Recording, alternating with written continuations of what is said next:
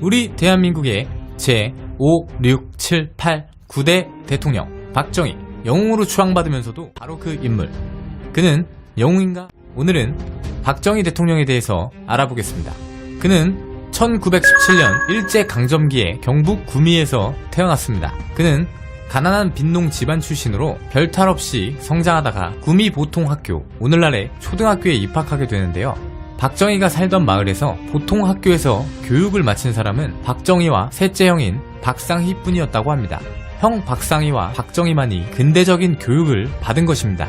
박정희의 생애에 중요한 위치를 차지하게 되는 이 셋째 형 박상희는 학력이 구미보통학교가 전부였지만 동아일보의 지국장이었으며 나름대로 지방의 엘리트였습니다. 박정희는 우수한 성적으로 보통학교를 졸업하게 되고 집안 사정상 더 공부하기 힘들었지만 형 박상희의 지원과 격려로 학비가 들지 않는 대구사범학교로 진학해 교육을 받습니다. 박정희는 시간이 지나 강점기하의 학교 선생인 훈도로 임명되어 재직하게 됩니다. 그러나 그는 군인이 되고 싶어 했으며 훈도로서의 생활에 염증을 느끼고 있었습니다. 하지만 일반적인 생도들보다 많은 나이가 걸려 일본 육사는 힘들다고 생각했고 상대적으로 입학이 덜 엄격한 만주 군관학교를 목표로 하게 되죠. 이 과정에서 진충보국 멸사봉공이라고 적은 혈서를 만주로 보냈다는 동료 교사 유중선 씨의 증언도 있습니다. 만주의 신문에 이 일화가 실린 적도 있다고 하는데 많은 사실 논란이 있는 대목입니다.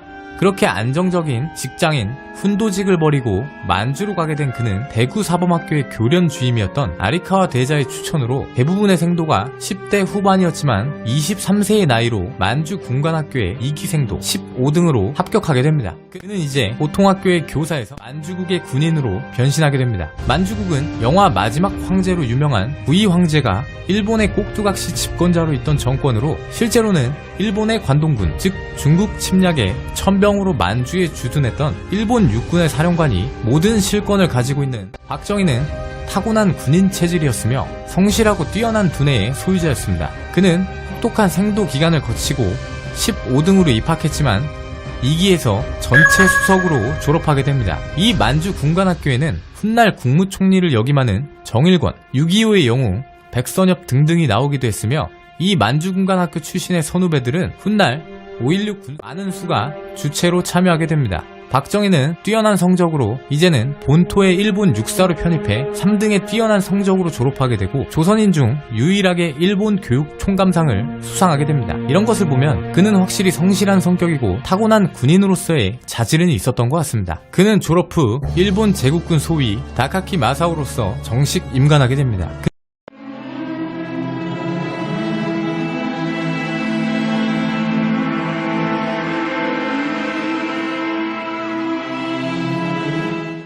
그는 왜 훈도직을 버리고 군인이 되려 했나? 라는 질문에 긴 칼 차고 싶어서 라고 대답했다는 일화가 있습니다.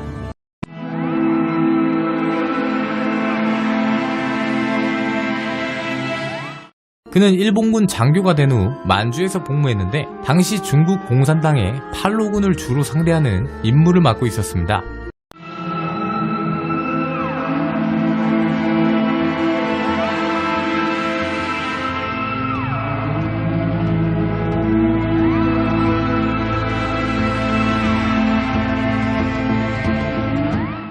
그 후 위풍당당했던 일본 제국군 장교 다카키 마사오는 얼마 가지 못하고 일본의 패배로 인한 항복으로 광복 후 초라하게 다시 고국으로 돌아오게 됩니다. 그는 1946년 다시 처음부터 이번에는 다카키 마사오가 아닌 박정희로서 조선경비사관학교 육사 2기에 입교하게 됩니다. 이때 그의 나이 29살, 훈련생 중에서 굉장히 많은 나이였죠. 이때 대한민국의 전국은 총파업 사태에 이어 대구 폭동이 일어나게 되는데요. 대구 지역에는 계엄령이 선포되었으나 미 군정과 경찰에 대항하는 격렬 시위는 성주, 고령, 영천 등으로 퍼졌고 경남과 전남, 전북 등 전국적으로 확대되기 시작했습니다. 박정희의 고향인 선산 지역도 예외는 아니었고 박정희의 형 박상희도 군중들과 이 항쟁에 가담했다가 경찰의 총에 맞아 숨지게 됩니다. 박상희는 박정희의 단순한 형이 아니라 그 이상의 정신적 지주였으며 박정희가 가장 따랐던 인물이었습니다. 형의 죽음에 박정희는 큰 충격을 받게 됩니다. 그 후 박정희는 조선경비사관학교를 3등으로 졸업하고 소위로 임관하게 됩니다. 시간이 지난 후 그는 남노당의 권유를 받게 됩니다. 남노당은 남조선 노동당인데 남한의 공산주의 정당이었습니다. 그들은 박정희를 포섭합니다.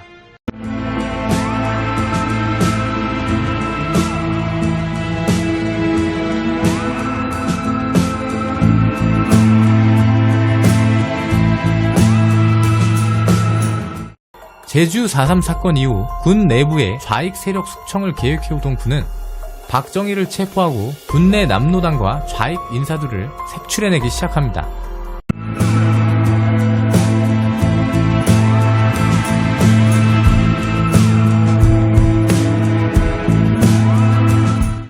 육본 정보국장 백선엽의 도움과 군내 옛 만주 인맥들까지 나서 간신히 사형을 면하고 무기징역을 받습니다.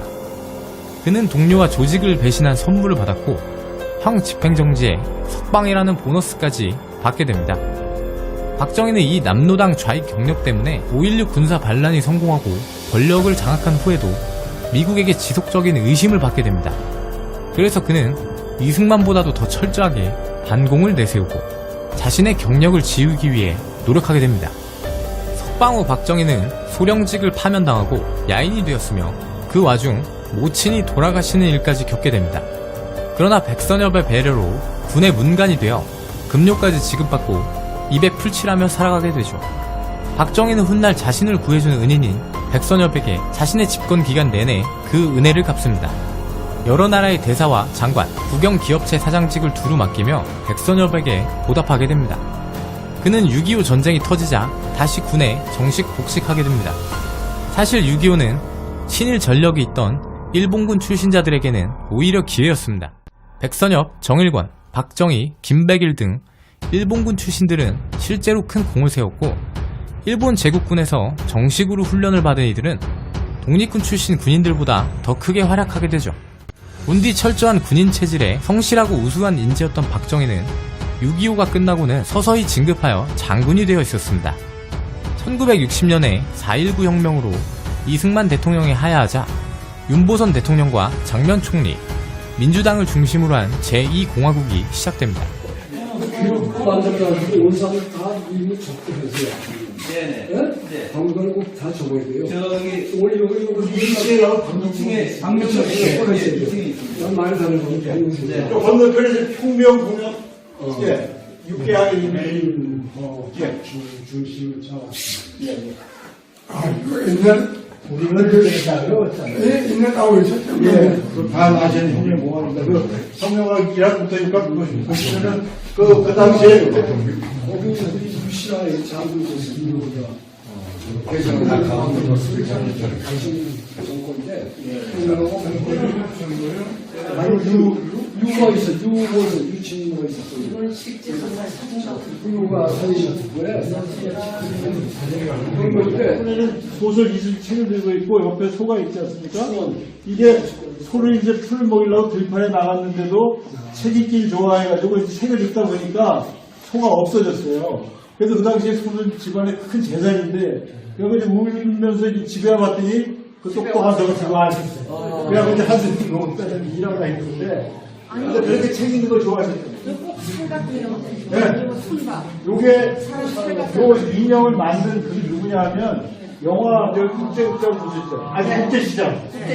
요 소품집에서 그걸 만들었어요. 다 이렇게 있는데 그 당시에 그 입장에서 교복도 보이시고 가운데는 그 나팔 아까 질문하셨지만 나팔의 1인자라는 별명을 갖고 계세요. 그래요? 예.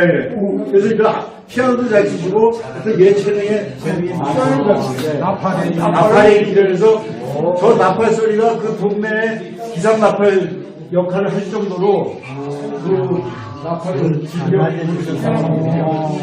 예. 계란을 여기 보시지만 그 사진이 대통령께서 대구 4번 4학년 시절에 여름방학 때 고향에 어머니 방문해가지고 찍은 사진이에요. 어머니하고 좀 비슷한 분위기죠.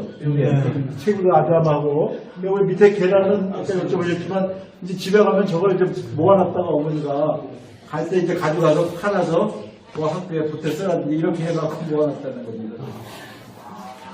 그렇게 좋아하네. 예, 그래서 이제 그렇게 대구서로 졸업하신 다음에는 여기 1937년에 여기를 그러나 장도영, 박정희와 육사 8기, 해병대 등이 주축이 된 군부 세력의 쿠데타로 인해 이 공화국은 9개월 만에 무너졌고 정국은 군부 세력이 모든 것을 장악하게 됩니다. 군사혁명의원회를 만들고 이를 재편하여 국가재건 최고회의를 발족하죠. 5.16은 박정희와 육사 8기 세력들이 주도했지만 실제로 병력을 이끌고 앞장선 것은 장도영파와 육사 5기생들이었습니다. 박정희는 이들을 대우해주는 척 하다가 내각 수반인 장도영이 민간 과도 정부에 정권을 넘긴다고 멋대로 발표하자 반혁명 사건으로 장도영과 육사 5기생들을 숙청합니다. 이제 모든 것이 준비된 박정희는 육군 대장으로서 군을 전역하고 대통령 선거에 출마합니다. 박정희의 적수는 앞서 제2공화국의 대통령이었던 윤보선 후보였는데 15만 표 차로 박정희는 대통령에 당선이 됩니다. 박정희는 이로써 대한민국의 5대 대통령이 됩니다. 그가 대통령이 되기까지의 과정은 진심으로 드라마틱하다고 할 수밖에 없습니다. 가난한 빈농 출신에 훗날 반공을 국가의 제1국시로 내세우는 철저한 반공의 투사가 됩니다. 결국 그는 대한민국 전체를 대표하는 대통령이 됩니다. 그의 집권은 무려 18년 동안 이어지게 됩니다. 박정희 정권이 들어서기 전 미국은 정치 경제적인 이유상 한일 국교 정상화를 이승만 대통령에게 권유하게 됩니다. 한일 회담은 이렇게 시작되었고 회담의 핵심적인 내용은 일제의 식민지 지배에 따른 배상 문제를 매듭짓고 한일 양국의 국교를 맺는 것이 그 궁극적인 목적이었죠. 1951년부터 시작된 한일 회담은 10여 년에 걸친 협상에도 타결점을 찾지 못하고 있었습니다. 이승만 정권에 이어 장면 민주당 정권도 한일회담을 추진하여 1960년 10월 25일 5차 회담이 열렸으나 5.16 군사로 인해 다시 중단되었죠. 5.16은 국가의 자주 경제 재건이라는 공약을 내걸었었고 따라서 그들의 군사 정권이 지지를 받기 위해서는 다른 무엇보다 경제 건설이 핵심이었습니다. 박정희는 군사 정부의 정통성 문제를 해결하기 위해 경제 건설에 기초 자금을 마련하고자 한일 협상을 다시 추진하게 됩니다. 그러나 한일 협상의 논점은 식민 지배의 피해를 보상하는 청구권 문제로 타협점을 찾지 못하고 있었죠. 박정희는 김종필을 시켜 오하라 일본 외상가 일명 김종필 오하라 메모로 무상 3억 달러를 10년간 지불하고 경제협력의 명목으로 차관 2억 달러를 연리 35%로 제공하며 무역 차관 1억 달러를 제공하는 조건으로 일제 식민지 35년을 배상하는 청구권 협상 금액을 타결합니다. 이 협상에는 청구권이라는 명칭이 아닌 독립축하금이라는 명목으로 협상이 진행됩니다. 포항제철과 고속도로의 건설 같은 경제개발에 거의 다 쏟아넣게 됩니다.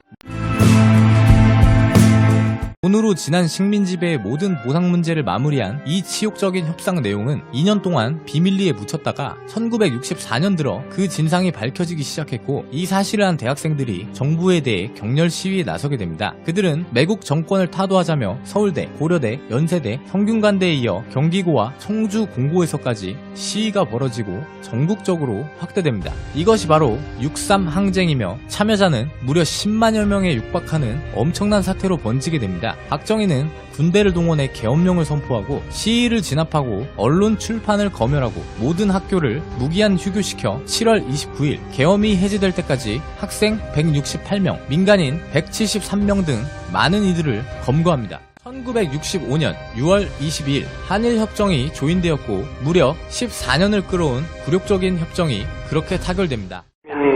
교육 전장. 우리는 민족 중흥의 역사적 사명을 띠고 이 땅에 태어났다.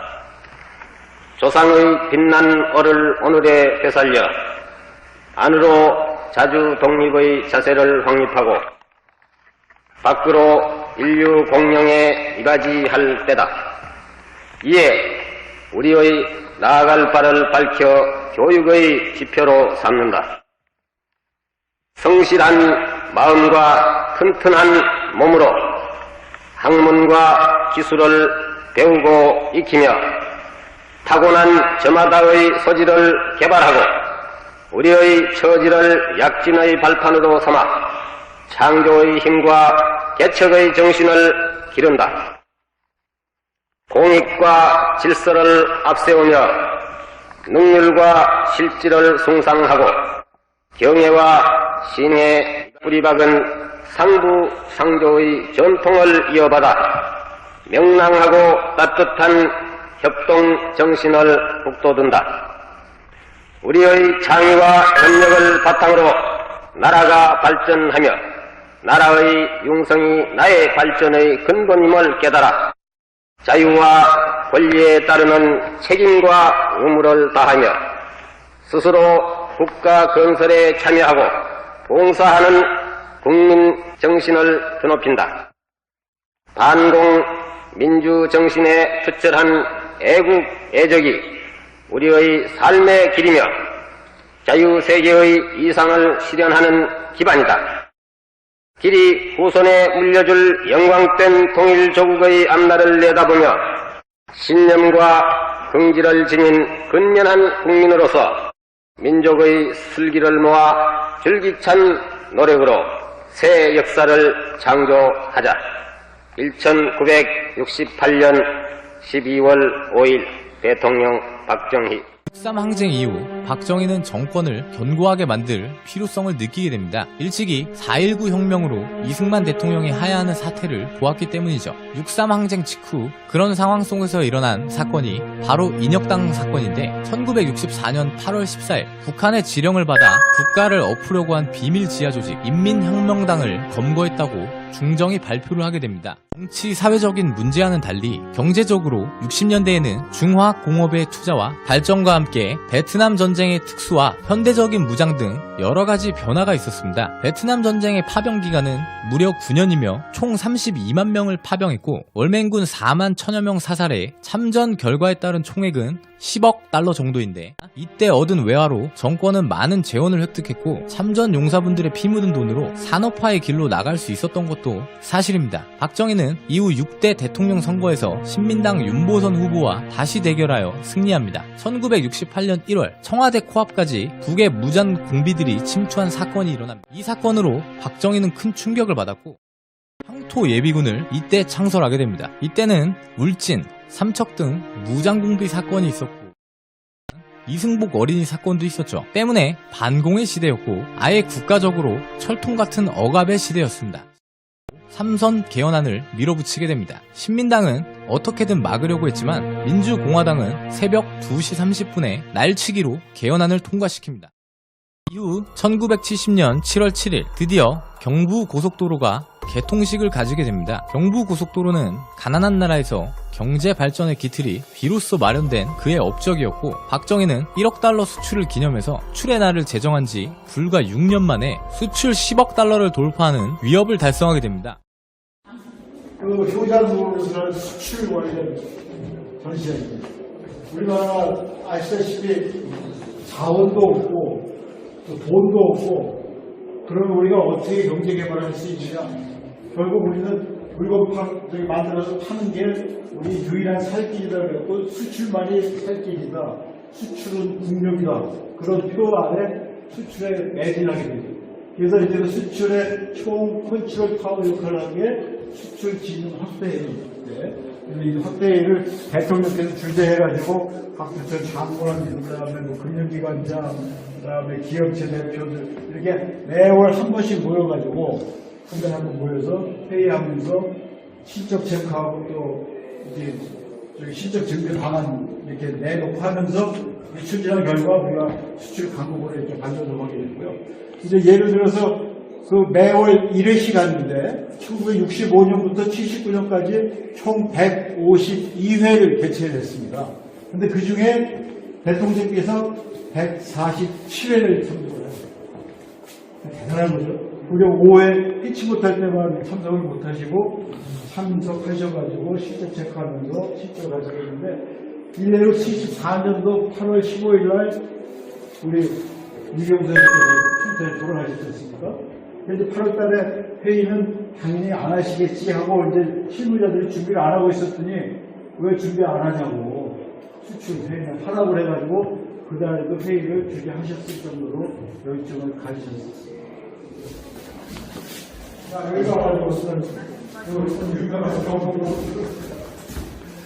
아까 어른께서 그때 야당에서 다 보고서 그랬으니까 와서 보고서 대모하고 김영삼 다 개국을 하실 거예요. 근데 그때 왜냐하면 우리가 법대가 없는데 무슨 고속도로냐. 니들 돈 많은 거 놀러 다니는 사람이 아니라고. 하여튼 그런 생각하는 게 조그만 생각이에요. 근데 뭘 갖고 내다 보면 꼭 필요하고 기관사로 있어. 그리고 아까 제가 말씀드렸지만 독일의 그 에라르 총리가 기관사로 확증이 전쟁에 거의 필수 요건이다. 그래갖고 이 고속도로를 추진하게 된 경우가 우리가 이 고속도로 건설로 인해서 모든 산업이 발전할 수 있는 기본을 마련해야 됩니다. 요 지차인데 요거는 대통령께서 현장 그 고속도로 현장을 다니시면서 이 차 직접 이거 진짜 신문입니다. 이거 타고 다니시면서 아니 미국 기차 아니 일반 기차 그죠? 반대 거라고 이거 수출이죠? 가발. 서울 통생신 만들어서. 서울 통생신. 삼성인데 지금 수출 만들어서. 근데 가발에서 큰 기업가 있었는데. 그는 71년 김대중 후보를 상대로 7대 대통령 선거를 치르게 되는데요. 김대중은 예비군 폐지와 교련 폐지 등의 공약으로 만만치 않은 인기를 끌었죠. 박정희는 이때 군중 연설을 하며 말합니다. 이번이 마지막 출마입니다. 다시는 여러분들에게 표를 달라고 하지 않겠습니다. 상남자 박정희는 이 약속을 지키게 됩니다. 그는 유신으로 인해 국민의 투표권 자체를 없애버림으로써 남자답게 이 약속을 지키게 됩니다. 그는 10월 유신을 발표하고 헌법을 무시한 채로 유신헌법을 통과시킵니다. 대통령은 통일주체 국민회의 대의원에 의한 간접선거로 선출한다. 대통령 임기는 6년으로 연장한다. 대통령은 국회를 해산할 수 있고 국회는 대통령을 탄핵할 수 없다. 대통령은 긴급조치권 등의 권한을 가지며 3분의 1에 해당하는 국회의원 및 법관의 임명권을 갖는다. 74년에는 긴급조치 1호, 2호가 선포되어 유신을 비방하거나 유신에 반대하는 개헌을 주장하기만 해도 영장 없이 즉시 체포되며 군사재판에 넘겨지고 징역 15년까지 받을 수 있는 공포정치가 실시되기도 하죠. 이후 김영삼 신민당 총재가 제명되는 사건이 일어나자 유신시대 최대의 민중항쟁인 부마항쟁이 일어나게 됩니다. 부산대, 동아대, 고려신학대 등 학생들이 시내로 나가 시위를 하였고 많은 인파들이 합류해 5만여 명이 넘는 거대한 시위로 번지며 마산, 창원에서도 이 항쟁에 참여하게 되죠. 이 시기 박정희는 한동안 고도 성장을 하던 시기에서 나라가 주춤하던 시절이었으며 내부적으로는 경호실장 차지철이 각종 부처에 온갖 갑질을 하던 시절이라 글을 싸고 도는 박정희 대통령에게 많은 부처에서 불만을 가지고 있었습니다.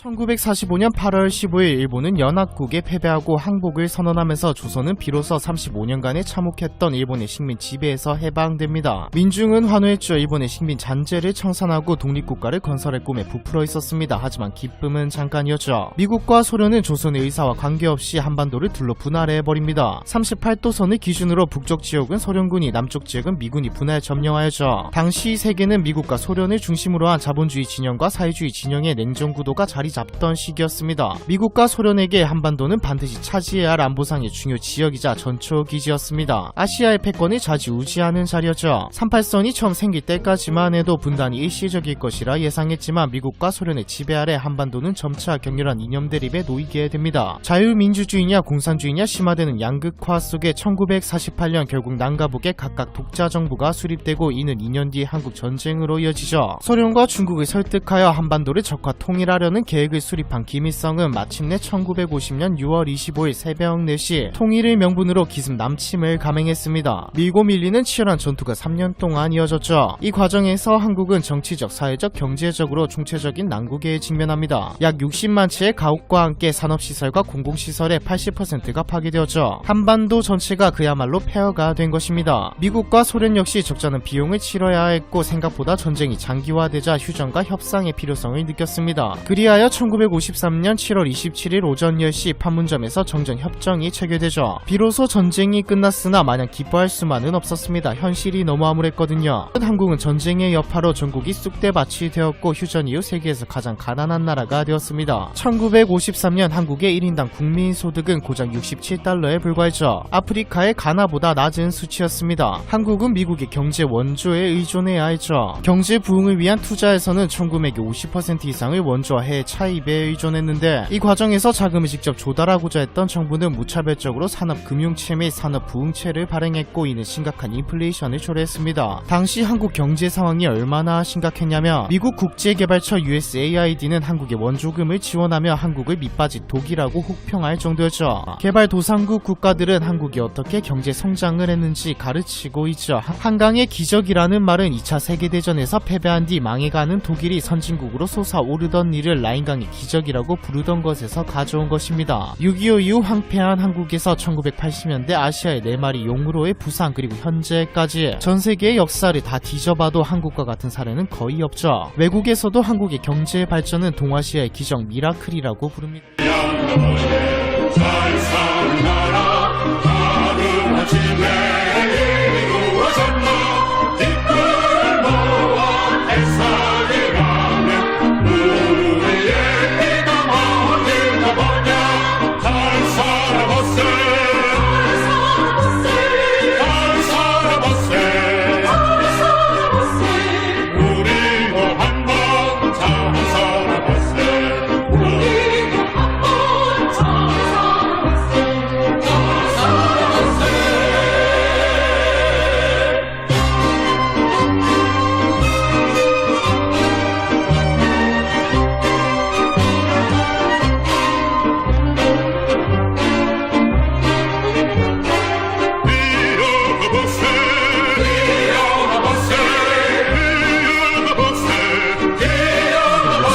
까지만 해도 한국은 일명 보릿고개를 겪으며 굶주리던 나라였습니다. 5에서 6월만 되면 지난해 가을에 수확한 양식이 바닥나서 국민 대다수가 풀뿌리나 나무 껍질로 끼니를 때웠죠. 70년대까지는 쌀 소비량을 줄이기 위해 혼분식 장려운동을 펼쳤습니다. 베이비붐으로 인구가 크게 증가했으나 쌀 생산량이 이를 따라가지 못해 쌀 부족과 쌀값 상승 현상이 일어났고 당시 박정희 정부는 국민들이 쌀에 여러가지 잡곡과 밀가루를 섞어 먹게 했죠. 학교에서 학생들이 잡곡을 먹나 안 먹나 도시락 검사까지 할 정도였거든요. 식당에서도 쌀밥 대신 밀가루로 만든 국수나 수제비를 판매해야 하는 날이 정해져 있었죠. 곰탕이나 설렁탕에 국수나 당면을 넣어 먹는 것은 바로 이때 생겨난 습관입니다. 이렇게 쌀 하나도 마음껏 먹지 못할 만큼 가난했던 한국은 어떻게 경제 성장을 이루어냈을까?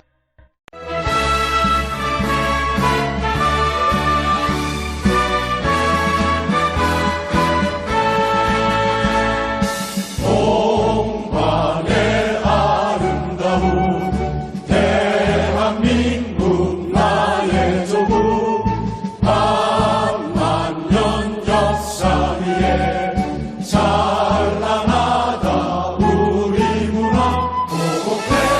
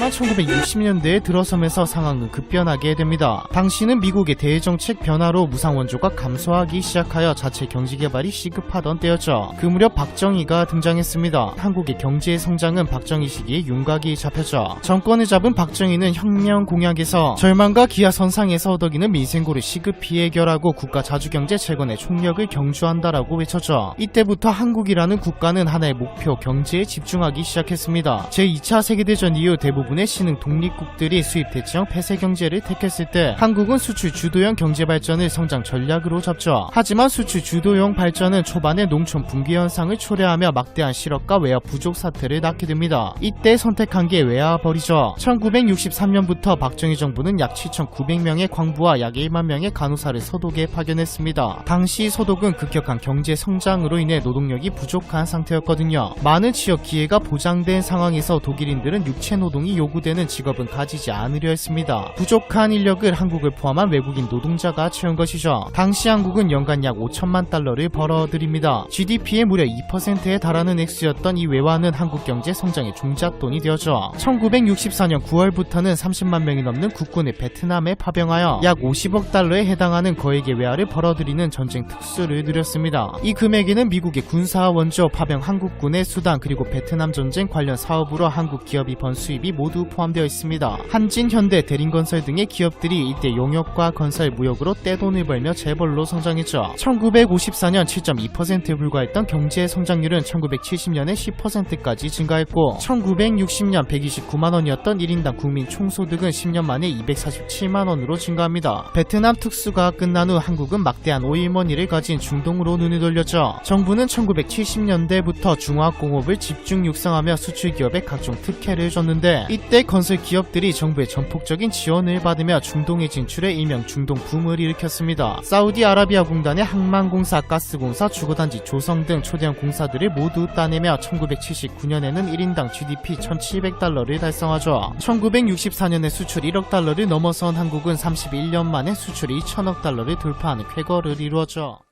김재규 중정부장은 박정희가 은밀하게 들려 음주 가무를 즐기던 동정동 안가에서 차지철과 박정희를 암살할 계획을 짜고 이를 실행합니다. 이것이 그 유명한 11.6 사건인데요. 김재규 의원은 차지철을 쏘고 이어 박정희 대통령을 쏘게 되죠. 박정희 대통령은 아이러니하게도 그가 가장 신임했고 같은 동양 출신이며 육사 2기 동기인 가장 믿었던 김재규 중앙정보부장에게 죽임을 당하게 됩니다.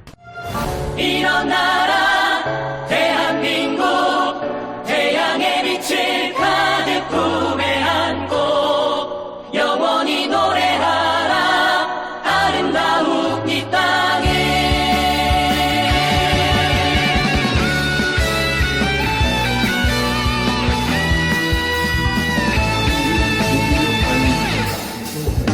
일어나다 함께 소리쳐, 쓰러지고 넘어져도 다시 일어나. 그 어떤 어려움이 와도 우린 절대로 무너지지 않아.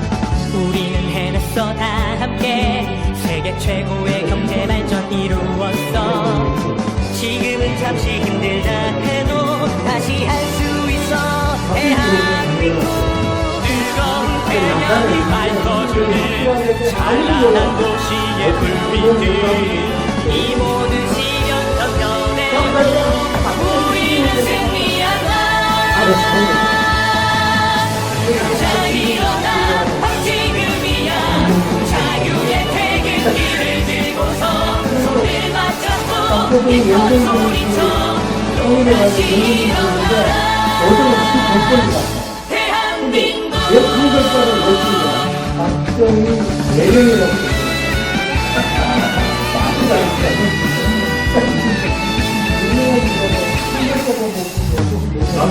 해냈어 다 함께 세계 최고의 경제 발전 이루었어. 지금은 잠시 힘들다 해도 다시 할 수 있어.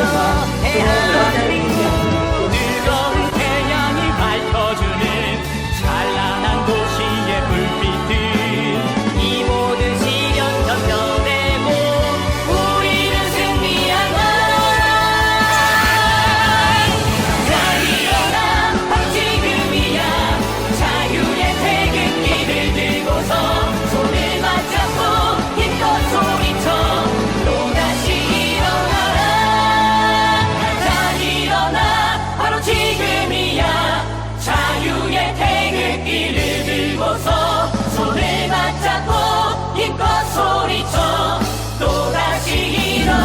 구독과 좋아요, 그리고 알림 설정은 제작자에게 매우 큰 힘이 됩니다. 채널 구독은 언제나 무료입니다.